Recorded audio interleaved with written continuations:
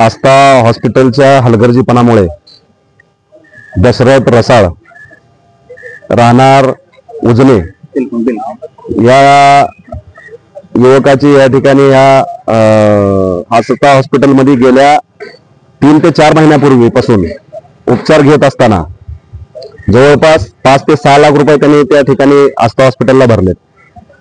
4 दिवसापूर्वी त्याला त्रास चालू झाला आणि त्रास चालू झाल्यानंतर तो परत ऍडमिट झाला.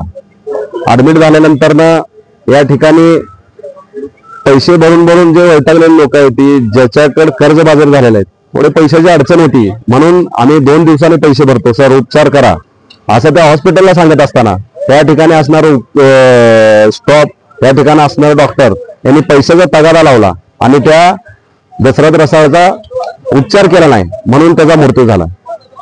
खऱ्या अर्थाने आज सोलापूर जिल्ह्यामध्ये बघतोय आपण आरोग्याची समस्या एवढ्या मोठ्या प्रमाणात आहे. मोठमोठे हॉस्पिटलवाले, मेडिकलवाले हे लोकांची फसवणूक करतात. 2-3 दिवसाच्या फक्त स्टेटमेंटचा जवळपास लाख रुपये, 50,000, 2 लाख हे कुठून आणणार सर्वसामान्य माणूस?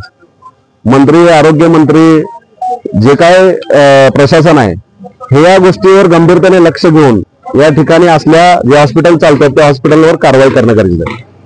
आज या ठिकाणी यांचे मेडिकलचे बिल आहेत, हॉस्पिटलचे बिल आहेत, हे जर बिलानं तुम्ही चेक केलं बाहेर जाऊन 30 रुपयाची वस्तू, 40 रुपयाची वस्तू 400 रुपये, 300 रुपये प्रमाणे त्या ठिकाणी आस्था हॉस्पिटलच्या मेडिकलवाल्याने दिलेले बिलासहित आहे.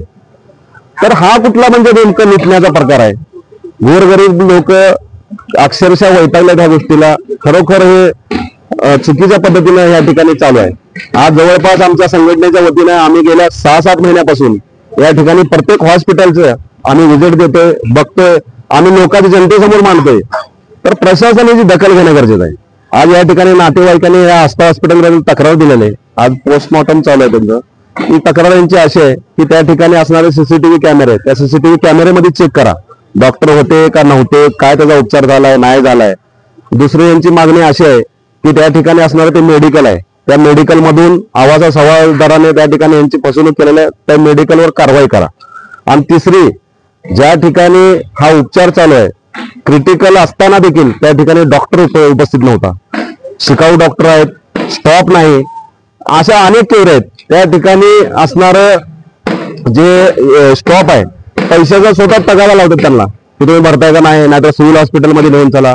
मला माननीय आरोग्य मंत्र्याला असा सवाल विचारायचा तुमच्या माध्यमातून की एखादा पेशंट जर क्रिटिकल झाला तर पैशाचे पहिला पैसे भरा तरच उपचार करतो, म्हणजे असं आहे का हॉस्पिटलचं? आपण ही बाब खूप गंभीर्याने घेतली पाहिजे आणि अशा हॉस्पिटलवर खरोखरच कारवाई करून अशा हॉस्पिटल सील केले पाहिजे.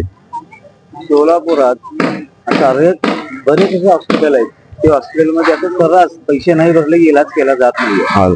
पण प्रत्यक्षात डॉक्टरांना आपण देवाचं दुसरं रूप मानतो. मग आता या सगळ्या हॉस्पिटलच्या विरुद्ध आपली भीम सेनेच्या वतीनं आपली भूमिका काय राहील?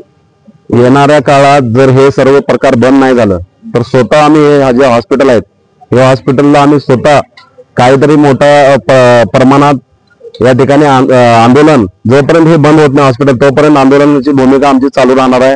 गेल्या 6-7 महिन्यापासून प्रत्येक हॉस्पिटलमध्ये, मार्कंडे हॉस्पिटल असेल, CNS हॉस्पिटल असेल, गंगामा हॉस्पिटल असेल, आस्था हॉस्पिटल असेल, अश्विनी कुंभारे हॉस्पिटल असेल, असे अनेक हॉस्पिटल आहेत, आधार हॉस्पिटल असेल, असे हॉस्पिटल अनेक आहेत. त्या हॉस्पिटलमध्ये खरोखर म्हणजे रुग्णाची लूटमार केली जाते, त्यांच्या टाळीवरची नोंदणी केली. यांना म्हणजे मला एक म्हणजे त्यांचा म्हणजे एक तुमच्या माध्यमातून त्यांना एक प्रश्न विचारायचा आहे की डॉक्टर हे देवाचं दुसरं रूप आहे, बरोबर? आपण देवापेक्षा म्हणजे बाबा एक देव नंतर ना डॉक्टर असं समजतो, परंतु देवच राक्षस बक्षीस बनत चाललेला आहे. खरोखर यांना म्हणजे कळी नाही, फक्त पैशामुळे तुम्ही काय चालले, काय घ्यायलात, काय करायलात यांना काही घेणं नाही. तर अशा सर्व हॉस्पिटलवर कारवाई होऊन सील झाले पाहिजे. आणि ह्याच्यात प्रशासन महत्वाचं, प्रशासन लक्ष देत नाही. प्रशासनाने ताबडतोब लक्ष दिलं पाहिजे. अनेकाचे जीवाशी खेळत चाललेत.